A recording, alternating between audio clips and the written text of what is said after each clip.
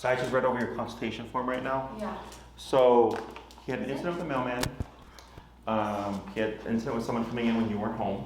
Yes. And then you've had him lunge at 2 people when on a walk. Yes, and that's been recent. We just moved to Chicago in May, so I don't know what that's just new. He's never done that before. Sure. Until recent. So what you're gonna do is, because his leash is wrapped under his arm there, so go ahead and remove it so it's more to the front there. Good. You're gonna pull him in. You're gonna pull up on your leash with your left hand and push down on his butt with the right hand. Sit. Just like that. Okay. Every time he gets up, it might be a little annoying. I'm gonna just have you repeat that process. Okay. Okay. When the 2 people that he lunged at in passing, were they running? Were they on the bike? No, one of them was super random. I don't know how to say this without saying it. Like, he was a very large black male, and I don't know if that has something to do with it. Yep, up and down. Because I don't know if he felt threatened or something, but yeah, he just did it randomly to him. He was just walking by us, literally just walking. That's it. Sit. Good. If he lays, not a big deal there. Okay. But now bring that. I'm gonna bring him in front of you. Yep, come here. Come. Wait, left and right? Or There you go. There, like that. Okay. Yeah, it just depends on where his butt is. Okay. You might have to alternate which hand you do it with. Okay, cool. And then the second time, it was a kid with a basketball. So he was dribbling with basketball, and it was dark. I don't think he does well when he can't see what's going on around him. One time I took him to a drive-in movie, and there was kids running, and he was freaking out.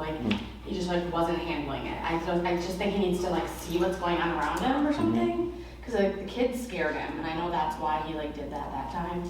With the dribbling kid? Yeah. So. Time of day? That was at night. That was at night? Yeah. Okay, and the first one was? Just, it was so light out. It was 6 p.m. probably. Okay. Yeah. Sit. Was it, it wasn't turning around the corner or anything like that? It was just as you're walking? Just straight walking. Come here. Straight walking. And yeah, it was really random. Okay. The guy was really cool about it. He's he didn't show up teeth or anything. He just growled and was wow, just lunged. He said his mouth was closed the whole time, so I was worried. I was oh my god, he's trying to bite or something. But he was yeah, he was fine, but obviously that's not okay. It's a scary situation, and I don't want him to be in that situation. Especially since he's bit before, it's if he keeps doing it, I know that I'm gonna have to put him down, and that to me, he is my my lifeline. How long have you had him for? I don't mean to cry, sorry. No, you're fine. He's just my everything. I have suffered from really bad anxiety and depression, and he's just helped me so much, and Sure. I just can't imagine getting rid of him or having to put him down. By all means, it's just so scary to me. Sure. Hey. Yeah, you're doing a good job. This here, I know it's annoying. Yeah. But eventually he should relax. Yeah. Good night. How old is he? He's 4. 4? Yeah. When did the first bite happen? Was that the mailman? Yeah, this is another thing, we move around a lot, which I don't plan to anymore, but we moved from Michigan to Boston, and then from Boston back to Michigan, and now Michigan to here, so I think it's stress. I think it's kind of stressed him out a little. It's fine, you're fine. Yeah, I think it's stressed him out a little, obviously. It's a lot of moving, but the first time was when we were in Boston. We had a fenced-in yard, and the fence on the front was short for some reason, and I never saw him jump over it before, but he just straight up jumped over it and nipped the mailman. And every time he's been, it was never full on bite. Yeah. It was nipping, he'll jump and nip. You know what I mean? But yeah, he's never mauled by any means. I've never seen him even try. But yeah, obviously don't want to be in that situation. And the person that came in when you weren't there, was it a maintenance person or? No, it was kind of a weird situation. I was at one of my friend's house. She lived with this girl, and the girl literally never was there. Like she kind of like moved out and she came back to get some stuff. And I was like not around at the time. Like I was home, but I was like not around, and I thought it was my friend walking in, and he like loves my friend, so I didn't think anything of it, you know? Sure. And then she was like screaming at him, like already like off the bat. So he was like, whoa, like intruder alert, you know what I mean? Like, so he like went full on, like started like nipping at her, so I had to like run down and like grab him. So that was that situation, which that was just like a weird situation that he was in. Come here, sit. And then, what about prior, like in his younger years, like did you ever notice tension with him and other people? Yeah, I used to work at a dog daycare, and I would have to like bring him with me every day because he like would sit at my apartment and like bark. So he has like pretty bad separation anxiety too. So he would just sit there and bark, and so I would bring him with me every day. And he started getting like, at first he was fine, he was great, like he was like a puppy, so he didn't really care. And then like, I think around like 7 months, he started being like weird with new people. Like new people would come in and he would just like, could not stop barking at them. Like, and he does it too when people come into my house, like he's like, roar, like has like a big scary bark, but then like 5 minutes later he'll be like fine. Like it's just that initial like first meeting that it's like not cool. But I do have he's went to a board and train before, and so I do have like the collar, and like when I do put that on him, like when people come over, like I try to put it on, and my roommate is like so bad about it. She's like, oh, it's like so evil, and I'm like, it's really not. Like I'm like, you need to like learn how to use it because I need help, you know, like when I'm not there. If somebody's coming over, like I need you to be able to like learn how to like take care of them, you know what I mean? Yeah. So every time I use that, he's like great. Like he like takes like one like vibrate and he's like fine, you know what I mean? Like, so I don't know if like I start using that on walks, if he'd be like better, or I don't really know, but something like to do with the collar, he acts a lot better. Like I bring it with him if I go to like the dog park ever, and he is like great with it on. So I don't know if I should just start using it like full time. When you did the 3-week board and train, did they teach you how to walk him in a heel? Yes, yeah, and then I kind of got bad about it. Like I did it for like 6 months, and then like I got like kind of like lazy about it. But like now I've been like trying to like reteach him it because I want him to be able to like just be by my side and like not focused on other people. So I've been like working on it. It's kind of a slow work in progress, but he like definitely knows. He knows what it is. Like it's just he gets really distracted easily. Is it a yellow remote? I don't remember. It is black. It's all black. Is it a circle? Yeah. Okay, so probably an educator. Yeah. Yep. That's what it is. Yeah. Okay. You can relax. Okay. Yeah. If he lays down, you can ignore him. But if he stands back up, you make him sit again. And if he lays down, you ignore him. Okay. Do you know what level you use it at? What the number is? Really like low. He doesn't. He like probably like an 8 to 10. Like he's pretty like sensitive to it, so I don't try to like put it too high or anything. He like responds to it pretty well. So. And how did they teach you to use it to address the heel? Do you remember? Basically like say heel one time, and then if he like stops like listening, you can. I think I like set it again, and then I would use like the remote after that. The stim or the vibrate? The vibrate. Okay. I always felt like the other thing was like evil. I don't know though. Like somebody told me it was like a shock, and I'm like, that makes me feel guilty. Like I'm like hurting my dog or something. Sure. You know. Okay. Nope. Sit. So with the e-collar, it's not a shock. Yeah. It's a miniaturized TENS unit. Okay. Are you familiar with TENS therapy? No. If you've ever been to a chiropractor or physical therapist, the machine that moves your muscles. Yeah. You've seen that? It's the same technology. Okay. So it's not electricity. Okay. Because that's what people usually think. When they hear shock, right? You're shocking your dog, they think it's electrocution. That's not it at all. They use the technology on humans all the time. especially in like sports rehabilitation therapy. Mm-hmm. They use it to stimulate the muscles, Okay. to make the muscles move. Mm-hmm. Have you ever seen those videos on YouTube where it's like labor contraction pains in men? Yeah. It's the same technology, but Okay. labor contraction pains are very uncomfortable, Right. so that the muscles are contracting very tightly, right? Right. So that's why, in that sense, they're in discomfort because it's not comfortable. So they're using that machine at a higher level to replicate what a woman would feel if going into labor. Right. Okay. Right. Same thing with the e-collar. Yeah. The higher you go, the stronger the contraction, the more uncomfortable it is. Yeah. Okay. In my opinion, it's not evil. Yeah. Dogs bite each other. Yeah. You've actually seen 2 instances, Yeah. or at least are aware of 2 instances, right? Yeah. Where he's used nipping and biting, right? Yeah. That's a dog's primary form of communication. They nip Yeah. and bite each other to Mhm. play. They nip each other and bite each other to correct each other. Yeah.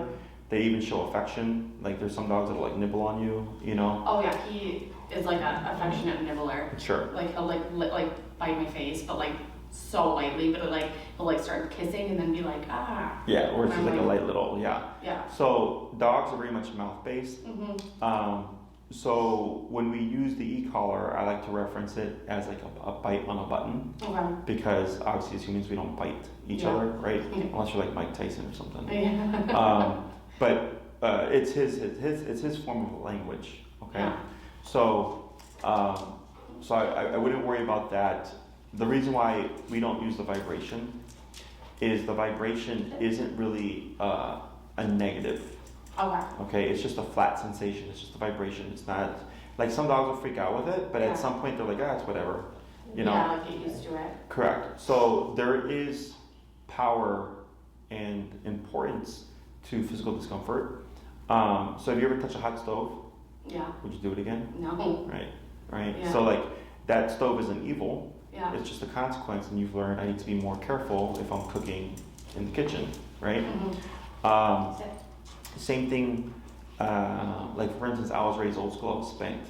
Okay. So if I did something that I wasn't supposed to and I Yeah. received that consequence, well, I don't want that consequence again, so I just didn't perform that behavior again, right? Yeah.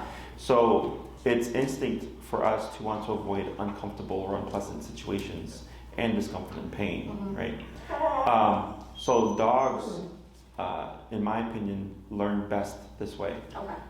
You don't ever see dogs reward each other. Yeah. They don't give each other treats. Yeah. They don't scold each other. They Yeah. don't put each other in timeout. But they Right. do nip and bite each other. Yeah. They use positive punishment, adding an aversive or adding a bad thing to stop and or deter behavior from the other dog, right? Yeah. In the case of a friend coming into the home, Yeah. using that like, hey, what are you doing in our home, Yeah. right? So the e-collar, and you're doing a good job. Yep, pull them in, and then pull up and push down. Cool. Okay. Sit. You got it. There you go. Good job. Is the e-collar allows us as a human to be able to communicate with the dog more on their scale. Yeah. Okay. When it comes to the reactivity that you saw on Leash, it could be a number of things. Yeah. One, as you said, you just moved here in May, Yeah. so stress levels are high. Yeah. With the first instance with the big gentleman, Yeah. it could be a number of things. It could have been his size. It could be this color. I've had that happen before. Yeah. I hate that. Like I have. Well, yeah, because you're a human, right? So Yeah. yeah, but yeah, it's not uncommon. Yeah. It's happened before. It could also be like that gentleman had a lot of description in terms of how he lunged at him, Yeah. right? Like his mouth was closed, blah blah blah, right? Yeah. I'm wondering if he was like looking at him the entire time when you were walking, so then he just felt him looking at him, Yeah. which then potentially provoked that lunge. Yeah. Because looking at a dog can sometimes be Make them confrontational. Yeah. Exactly. So that's a potential there. Yeah. The kid with the basketball makes sense because Yeah. you just moved here, stress levels are high. This kid's bouncing a ball and he's like, that freaks me out. Yeah. I'm gonna react. Yeah. Okay. So Hey. the incident with the mailman Yeah. makes sense to me, even though it never had happened before. Yeah. That's territorial behavior. Oh, He just he's happened. very territorial. Yeah. So it's instinctual. It's nothing, in my opinion. It's not that it's bad. Yeah. It's just it doesn't translate well in our world. Right. Right. And it's like he's doing his job, but Correct. we don't want him Yeah. to do that. And it's the mailman, right? Yeah. So it's just, but he doesn't understand that Yeah. stuff Yeah. like you do, right? Right. with the roommate that had just walked in randomly also makes sense, right? Because for him, the norm was you and your actual, the who was there, right, who lived there, and then this person who was never there walks in unannounced. That's exactly what I would expect to happen. Right. Okay. Still not good, but I don't. mean, in like certain situations, I would love for him to be that way because, like, if an intruder really does come in, it'd be great. You know what I mean? But I don't want him being like that when like people come to my house. Correct. Obviously, you know. The other thing is he had the opportunity to do more harm and he didn't. Yeah. Right. And it's not that, in my opinion, that he chose not to. It's more he didn't have the confidence to. Yeah. Okay. He's a very like fearful dog. Like, sure. He's scared of everything. Okay. What are some things he's scared of? Like thunderstorms, fireworks, just like the basketball thing, like just like quick, like he has been around like my nieces and nephews when they were like younger, but then as soon as they got like 3 years old, like he doesn't like the unexpected behavior, like the running and the, you know what I mean, like screaming. He hates when like kids like scream. Like I brought him on a boat once and there was like kids like screaming and he was like freaking out. He like thought something was wrong. Like he was like about to like jump in the water after them. I was like, oh God, yeah. He doesn't like unexpected things. Surprises. Yeah. Okay. So that tends to be a characteristic of a nervous dog. Yeah. So a nervous dog will settle, and if something changes, like if I just jumped up and clapped, he might trigger. Yeah. Because it's a sudden shift. Fearful dogs tend to not let things go. Like they'll be barking the whole time. Even if you put them in a room, they won't shut up. Yeah. Anxious dogs won't settle. They'll keep moving around. Yeah. Okay. So that's more of a nervous. They're kind of similar in the sense that they're all what's the word? Lack of confidence type behaviors, you know. But the way they each have their own kind of definitive characteristic, you know, in terms of. So all that to me is nervous dog for sure. Okay. Right. Here, how he just got up right there. Yep. Can be a bit of overstimulation. Overstimulation is the brain's inability to settle. Yeah. So you saw how much work you had to put into him earlier to make him sit down, but now he's able to do so more easily. Right. Because you're constantly confronting him and telling him you're not going to do that right now. Yeah. Okay. So overstimulation and a nervous dog can lead to worse things like what you're dealing with. Yeah. Okay. Yeah. The good thing is this is what we do. I see this stuff all the time, so not a big deal. I don't believe you're going to ever have to put your dog down. Yeah. Okay. There's always an answer. Yeah. The issue is it an answer you're willing to accept? Right. Is what I always say. Yeah. Okay. Your case, in my opinion, from what I've seen and heard so far, is not an extreme case. Yeah. I would put it to a mild, moderate case. Okay. Okay.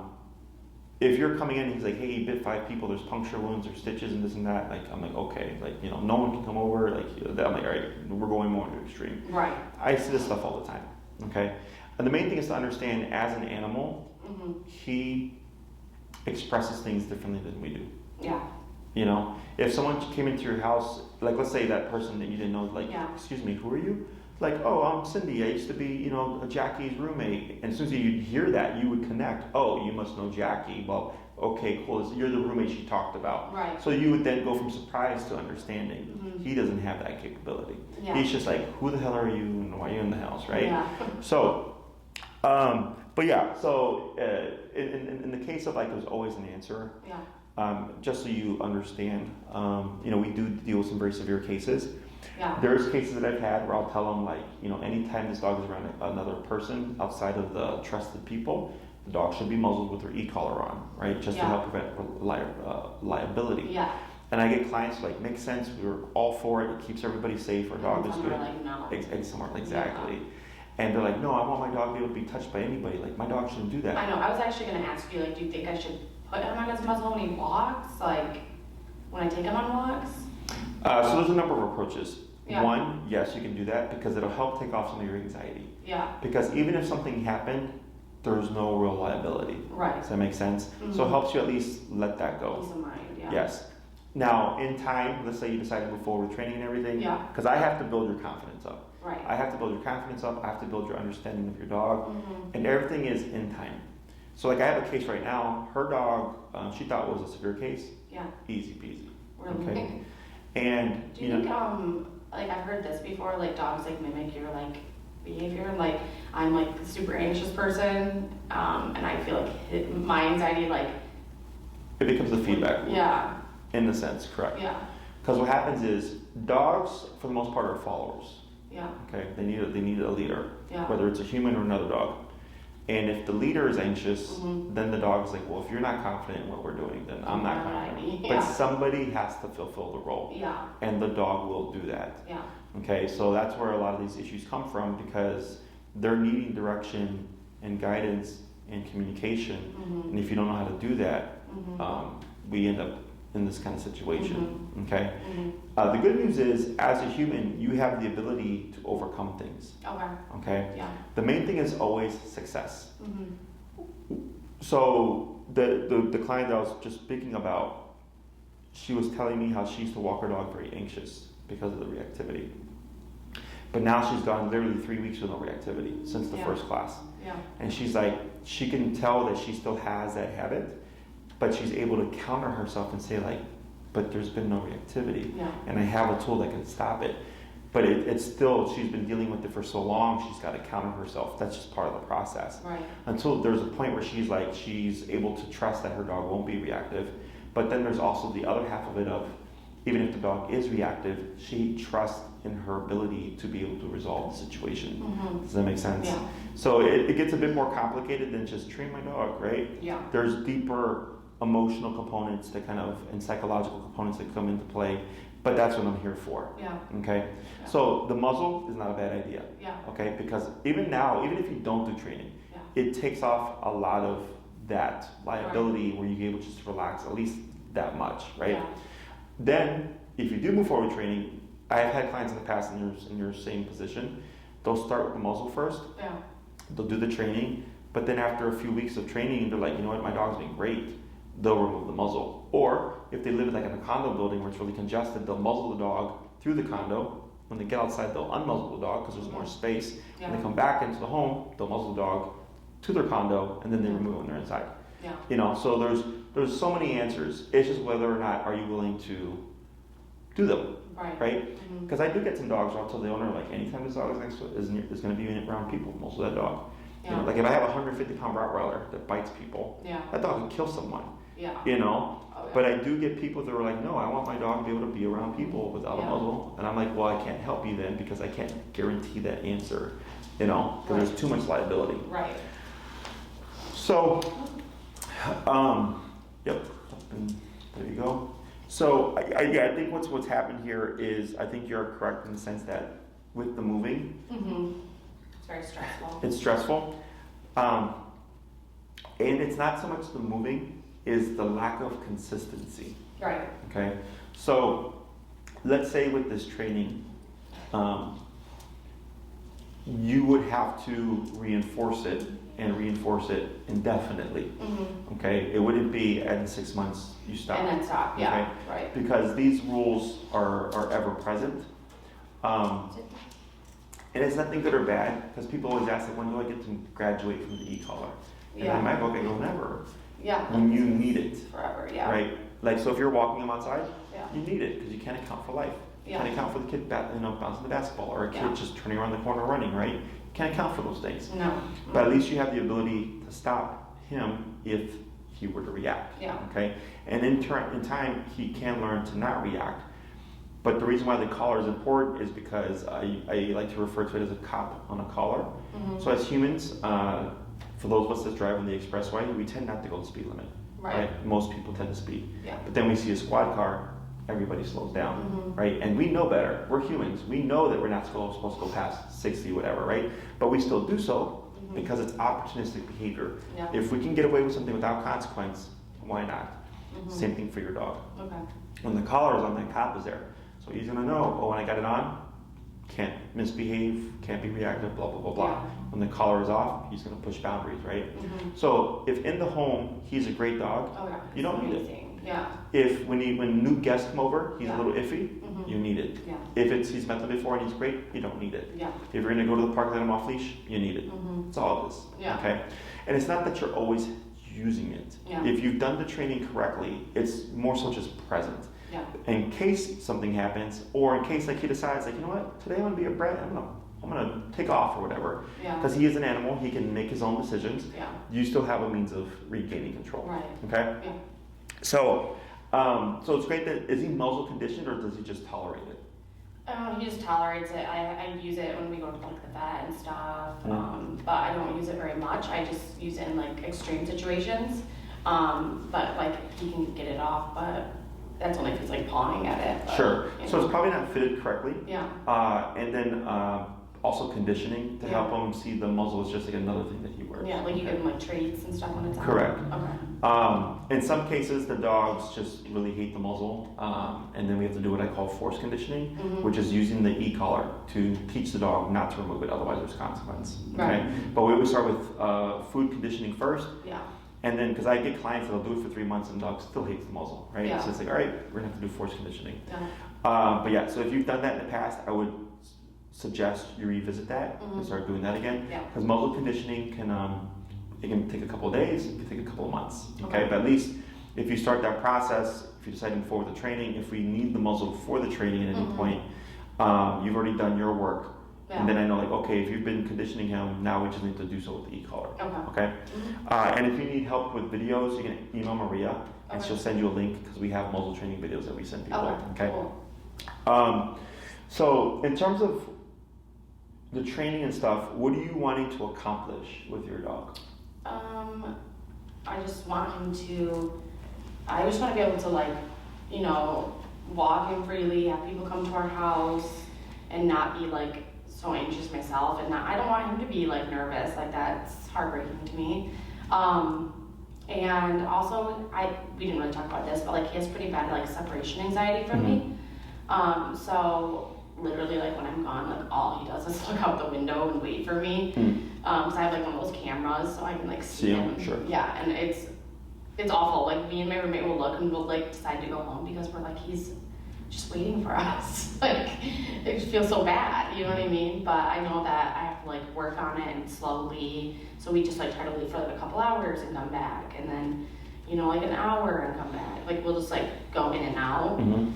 So he kind of like gets used to it. And he's doing a lot better from the start. So I would definitely like to see like some more like contentment in him with that too. Just because that's super stressful, I feel like on him. And then just be confident that like he's not going to bite somebody. Like that is just my biggest fear right now, because I know that like, okay, he's already done it twice. Like, you know, there's only so many times he can do it before I have to like put him down. And I don't want to put myself in that situation. That's scary to be in, you know what I mean? Like that's a terrible situation to be in. So I'd like to have it where I trust him again, you know? Okay.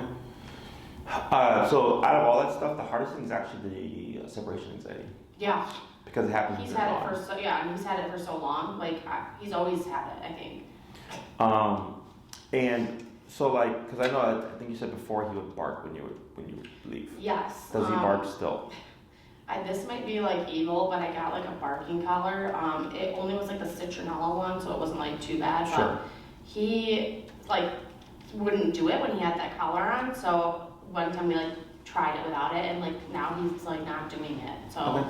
I mean. So the main thing is he just stares out the window then. He stares out the window and he drool, like he like Salivates. anxiously is like when my windowsill will be like soaked. Sure. You know. Do you ever kennel him?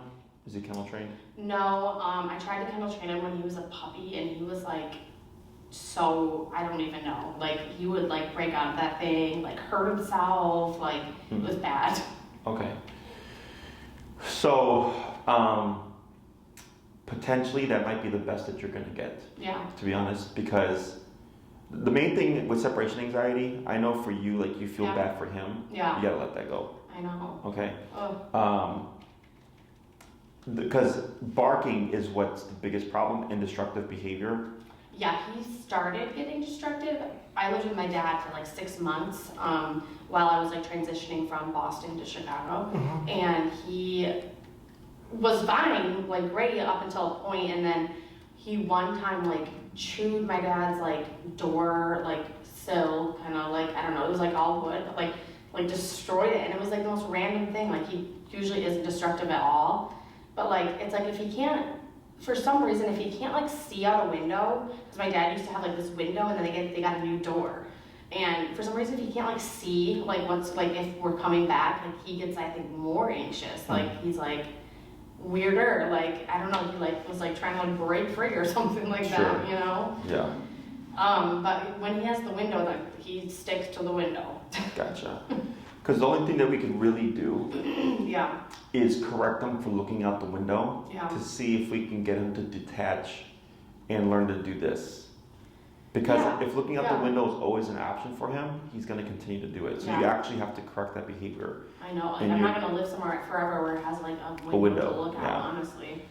In terms of the drilling and stuff, unfortunately you can't correct drilling. Yeah. It's not like it really bothers me. It's like my windowsill, whatever. I can get over it, but I can tell when he's like more anxious by the amount of drill. The drill there is, you know what I mean? So there's the potential that we'll be able to break the focus. The only issue is the collar being on for an extended period of time. Yeah.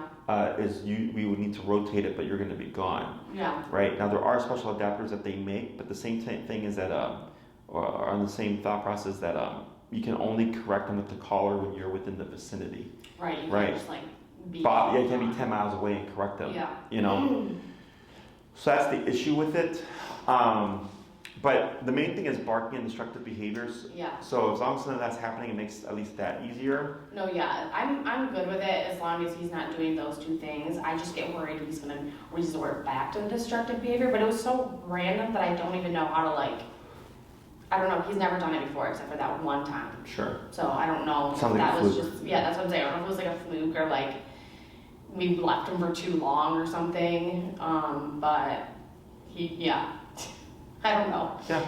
We'll keep an eye on it. Yeah. Potentially it can help. It can help. It may resolve itself with the training, but I wouldn't get my hopes up on that. Okay. I think he'll always have a little bit of it because he's just had it since he was like a baby. Like he. Yeah. I mean, because you said 4 now. 5? Yeah. Yeah. I mean, we can confront it now. Yeah. But it's going to be hard. Yeah. Because. That you know, I understand what you're saying because we get puppies here, you know, that do the same thing. Yeah. But that's why it's like, we want to get that crap done when they're puppies because then they're not, you know. Yeah. Was he 60 pounds? He's 80 pounds. 80 pounds, right? So now you got an 80-pound dog bringing out of the kennel. So we'll keep an eye on it. Yeah. In regards to what you're needing, obviously we have the reactivity. Yeah. So that's going to be leash walking and reactivity. Do you need him to have a good recall, come when called? Yeah, I mean, it'd be helpful if I'm like in a situation where, like sometimes at the dog park, he gets into like a little scuffle because he decides to hump a dog. Like he cannot stop humping. Sure, so you can correct that as well. Yeah. Yep. So I would like that, like just for him to be like, obviously, like listening to me when I need him to. Is there anything else that you do with him? Like, does he go with you to restaurants or anything like that? I don't dare bring him. Like, I live right by the corner bar, and there's like dogs there, and my roommate's like, let's bring Bash, and I'm like, Sure. I don't really want to bring him. Yeah. Sounds like it'd be more of a stressor. It would be more stressful for me, and a lot more work. So, I mean, I brought him to an outside restaurant before, and he did really good, actually. But this was in Boston, and this was like, he was getting a lot more comfortable. I could tell like he was becoming like used to Boston and like, liked it, and you know what I mean. Like not right now, I would never dare bring him anywhere because he's just so stressed. So you know. What about people coming over? Yeah. How's he with people coming over? He barks. Like I said, he like barks for like the first like 5 minutes, maybe not even 5 minutes, that's probably like pushing it, but he'll bark at them. And then if people cower, like if people get scared of it, he almost is worse. Yeah. And then if people are more like confident, like, hi Bash, like then he'll be like, oh, they're nice, like they're cool, like whatever, and then he'll be like fine. But the people who cower and people are like, oh gosh, like he reacts to that. Like he doesn't like that. So Gotcha. yeah. So I that's just have to like tell people like be confident. Sure. So there's actually something that we do to correct, not correct, but like to address that. Yeah. Is that something you want to cover too? Yeah, definitely. Yeah. Okay. Definitely. Do you feel like he needs help learning how to socialize with people? Kind of, yeah. Yeah. I do think so. Like, just new people, like strangers and stuff. Okay. Like, once he gets used to somebody, he is so, like, he will, like, lick your face off because he loves you so much. You know what I mean? But, like, sure. It just takes him a minute. he's stranger danger to the max. Okay.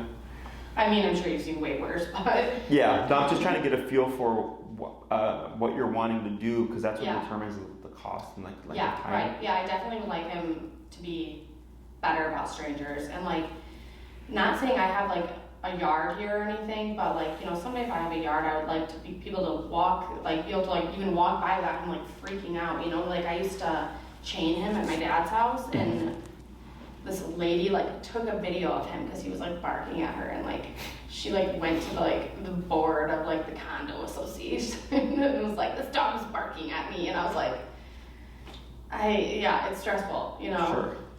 So. That's funny. Yeah.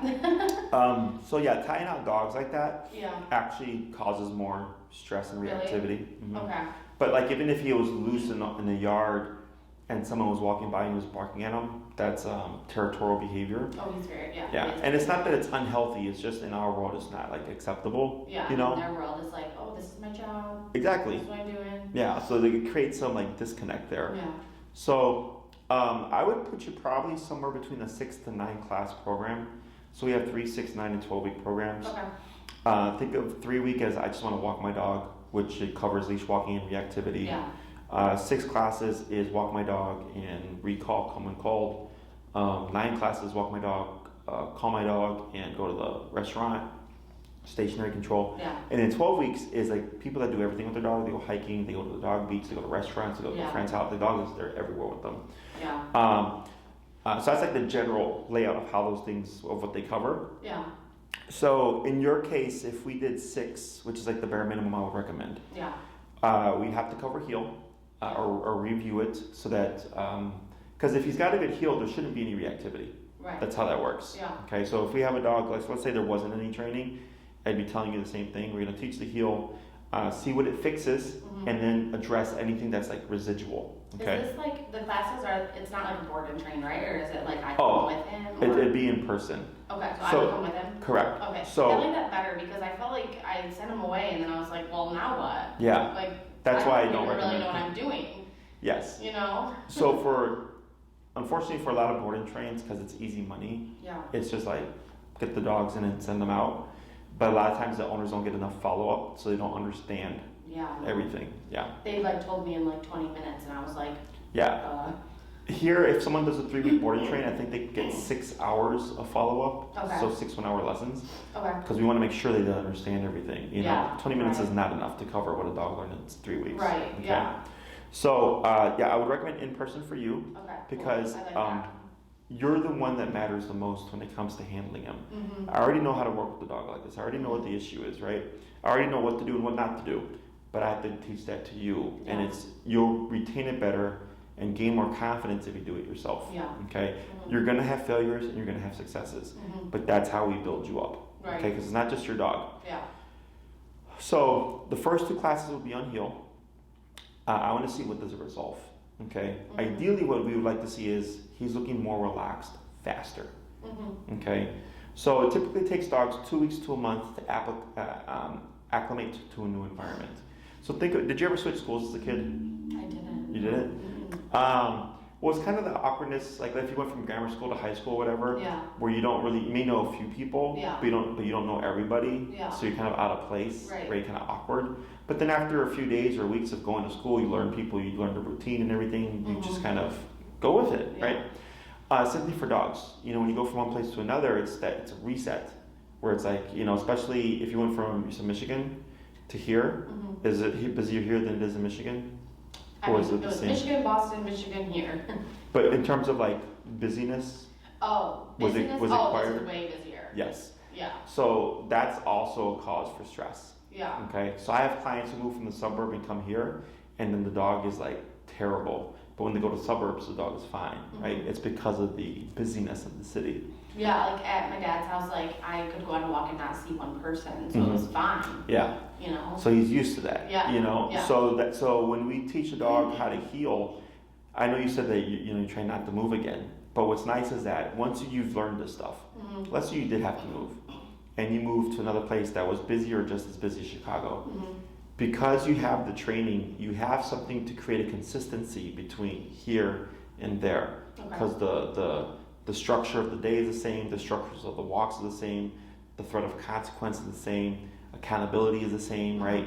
So it helps the dog acclimate to a new environment faster and more easily because you still have a consistency in terms of the e-collar and stuff, okay? Yeah. So the e-collar, I know earlier you mentioned that kind of as being evil, is like the best thing there is in my opinion, okay? Because it helps transition. I want you to like talk to my roommate.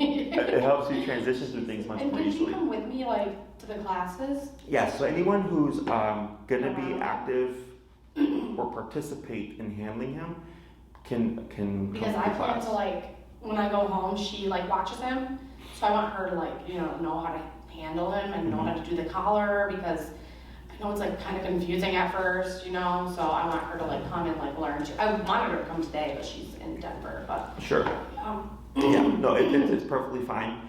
I will prioritize you as a primary handler. Right. But I don't have any issue spending time with that person. Yeah. If they're going to be a part of like his life or whatever. Yeah. Okay, so that's not a problem. Right.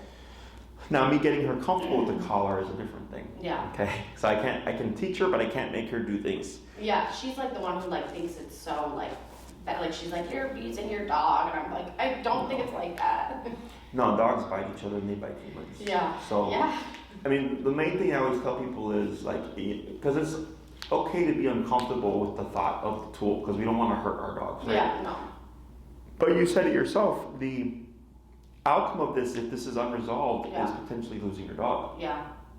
I think that's worse. Yeah. This here is a dog bite. Yeah. Okay. This is 10 stitches. This was a dog that didn't want to go in a kennel. Oh, gosh. That's it. He still comes here. He's a daycare dog. He's a boarding dog. He's a big goofball with the Great Dane. Because people are surprised there's a Great Dane that bit you. But he didn't want to go in the kennel. Yeah. That's all it was. And I didn't hold it against him. There's no resentment or anything like that. He's a dog. Yeah. But that's how he got me to not put him in the kennel. He just bit me. Yeah. So dogs are physical animals. And I got 5 scars all over my body from dog bites. Oh yeah. When I went to that dog daycare, I got bit so many times. Yeah. So you're not doing anything that they don't do to each other. Yeah. So So one thing is when explaining these things to people, like making them understand, like dogs bite each other and humans. Like we're not doing anything inhumane. Yeah. We're using their own language to communicate with them. The problem is most people try to train dogs the way we learn, and that doesn't work because we learn on a much more complex and higher level, right? Dogs, however, are simpler animals. They can't think like we can. Yeah. So we have to dumb ourselves down and be able to think on their level. Right. So, but yeah, I would put you at minimum of 6, so 2 classes on heel. Okay. The 3rd class, most likely recall, because the recall takes the longest to teach. Okay. The 4th class, we can work on pushing socialization. Now, I don't care about random people outside. Yeah. These would be people that come into the home. Yeah. Okay? Right. To help them warm up to them faster. A 5th class on people entering the home, how to address that. And you can think of the 6th class is a bit of a variable. It's, if you want to review something, if there's something that you're struggling with, or if you want to, teach them something new. No. And I think I can get it done in the class. Okay. Yep. If you did 9 classes, it would be the same kind of layout, except we just happen to have more classes to address things if things don't go as smoothly. Right. Okay, I don't really foresee that. Yeah. Not that I've never been wrong before. But if you did 9 classes, it's the same process, except we have more time to address things. And then let's say you're doing a great job, you make a lot of progress, and we have 3 classes to use. We just teach more stuff. Okay. More control essentially. Because the more control you have, the more you're able to do with your dog. Okay. I can only take you as far as you're willing to go. So you want to get used to using that e-collar. Our levels are probably going to change. Okay. Yeah. So you said I think you're like operating at an 8 to a 10 or something. Yeah. Chances are that number is going to go up a bit. Okay. Because the idea here is that he learns to self-regulate to a degree. Yeah. Because he doesn't want the consequence. Yeah. Okay. But if you're operating low because you feel bad about correcting him higher, you're not going to make any progress because you're going underneath what he needs. Okay. So it's not about what we want, it's about what he needs. Yeah. So if I say, hey, go to 60 to correct him for like jumping at someone or in a reactive fashion, and you're like, but I feel bad, then I'm like, I can't help you then. Yeah. Okay. So that's the main thing that people struggle with, is just correcting a dog at a higher level. Okay. And it's not going to make your dog worse. Your dog's already worse. Like, that's why we're here right now. Yeah. But it's going unchecked, and that's why these things can escalate. Okay. So, and then for me, like, I have a case here. His name is Milo. He's a very extreme case. He's a current case, and I didn't stop the reactivity until class 4 or 5 because we had to try everything else first, and once we realized it wasn't going to work, then I had to come in and have the owner correct the dog at max power. So it's the harshest consequence there is, right? For every little thing. But the reason why it had to be until class 4 or 5 is because the owner had to see and experience doing everything prior, and it wasn't working. So when I told him we need to correct this dog at this level, he understood why. Okay. Right? I knew on the first class. Yeah. But if I would have done it in the first class, he probably would have never come back. Right. Right? I have to work the human through everything. Yeah. So, and I saw him a week ago, and we were at the park here. It's the busiest park in Chicago. And there was dogs. People didn't think his dog didn't react the entire time we were there. Yeah. So because the owner was willing to reinforce the consequence as needed. Okay. He doesn't like it. Yeah. He's admitted it. He's like, it sucks, but I understand that it's making my dog learn, and he's getting better, and I can see he's getting better when everything else wasn't working. Right. So, and that's an extreme case. Okay. Yeah. I wouldn't put you in that category, but if you're not willing to do, the hard stuff, I can't help you. Right. Okay. Yeah. The other thing is the collar that he's currently on. And you're the third person today. I have 3 consults back to back who's on this particular model. Really? It's most likely meant for a 35-pound dog and under. Okay. So the issue with that collar is the output is meant for a smaller dog, and you said he's 80 pounds. Yeah. Right. So. Junkie. If you wanted to use that collar, I would okay it. Okay. The only issue would be, let's say we have 3 classes and we're still struggling. The first thing I'm going to look at is the collar. Okay. Because I'm going to say that's meant for a 35-pound dog, and it's it's not enough output to get the result that we're looking for. So then you have to get a higher powered collar, but then you would have wasted 3 classes. Right. Right. So the unfortunate thing is the collar that he would need. Because of supply chain issues, it's sold out everywhere, including from the people that make it. Okay. So I happen to have a very small supply. Okay. What I would probably do is recommend, because it's not like he's an extreme reactivity case, because we have low, medium, medium high, and high leveled collars, like so different kind of spectrums. Yeah. Is I would put him on the medium high collar. That's meant for a 70-pound dog and under, because he's just 10 pounds over. If he was like lunging and barking and everything, I would definitely put you on the higher powered one. But because you're not having that, I'm gonna gamble and put him on the lower powered one. Yeah. Okay. They run about 287 initial attacks. Okay. They last a really long time. Okay. I had mine for 10 years before I had to replace it. So as long as you take care of it and stuff, they'll last you a good amount of time. Fully waterproof system, 3/4 mile range. Okay. So plenty of range for the average family pet. Yeah. And we see what we get with that. Okay. What's the brand of it? Dogtra. Okay, I had an old dog who got hit by a car, and I took him to training too, and we used Dogtra. Dogtra, yeah. So he'd be on the Dogtra 2300, and Maria will send you this information. And then what I'll suggest is you can pick it up through us, and then, because normally I don't care, but I'm gonna have you do that. So in case he ends up needing the higher powered collar, we would then just swap out, and you'd pay the difference. Okay. This way. Because 1, you can't find them online anyways. Yeah. But then 2, this way it's not, if you buy it from another like Amazon, which I normally wouldn't care, but then it doesn't work. We can't do the exchange because it's not my stock. Right. Does that make sense? Yeah. So, and then we'll just play it by ear, and then see, as long as it's working, we're good to go. Because I keep calling when they ask them they're going to get more inventory. Nobody knows because everything's backed up. So I've been kind of just using them sparingly, giving them the client sparingly, so we can give them to the people that actually need them, you know, until supply chain is fixed or whatever. Right. But yeah, so we could do that. And then, questions about any of that stuff? No. When it comes to like the scheduling and everything, Maria handles all that stuff. Okay. Please allow her 5 to 7 business day turnaround time, Okay. just because since you've submitted your consultation form, others have submitted theirs. Right. There's previous consultations that are booking their programs, and then there's my current training client list. So, but once you're on the calendar, you don't have to. Then you're in the calendar. It's not a big deal. Like you're already there. We do recurring time frames for most of our clients, except if they have like a rotating schedule or something. So like let's say Saturday at 2 o'clock worked for you. Every Saturday at 2 o'clock for whatever program. So if you do 9 from 9 weeks plus 1, so technically 10 weeks. 2 o'clock on Saturday is your time. No one's going to take it from you. Okay, you're pre-booked. Let's say you have to cancel or reschedule. We do have a 48-hour policy. If you cancel or reschedule outside of 48 hours, we're good. You don't lose the class. If you cancel within 48 hours, we always give everybody a freebie cancellation because we understand shit happens. If you use that freebie cancellation, you do so again, that does count as a class because Maria can't always adjust my calendar. So then I'm sitting there with a dead hour. And it really sucks because at this time, because now I'm at the park. So when we're at the park and if I have a 2 o'clock and then my 3 o'clock cancels, then I'm stuck there for 4 o'clock. There's like, I have nowhere, I got nothing to do, you know? So yeah, and that's going to be in the contract as well. Question about any of that stuff? No, but I think was I talking to Maria before? I don't know, whoever was emailing me.